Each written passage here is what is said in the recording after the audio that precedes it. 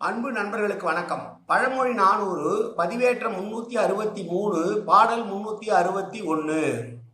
இது பழமொழி என்னவென்றால், கல்லை கண்டால் நாயை காணோம் என்று, நாயை கண்டால் கல்லை காணோம் என்று சொல்லுகிற ஒரு புகழ்பெற்ற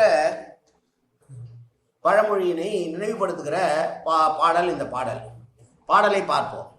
மாய்வதன் முன்னே வகைப்பட்ட நல்வினையை ஆய்வு இன்றி செய்யாதார் பின்னை வழி நினைந்து நோய்கான் பொழுதின் அறம் செய்வார் காணாமை நாய் காணின் கல் காணாவாறு என்று சொல்றார்.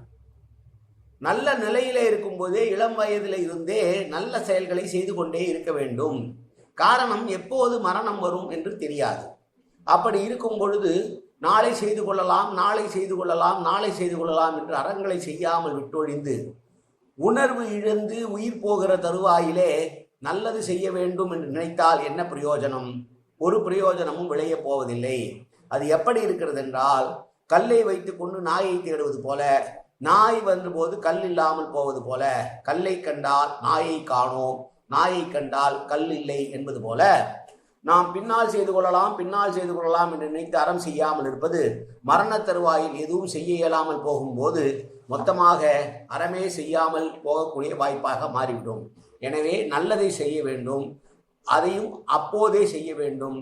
அறத்தை பொருள் பெற்ற பொழுதே ஆராய்தல் இன்றி உடனே செய்ய வேண்டும் என்று சொல்லுகிற பாடல்.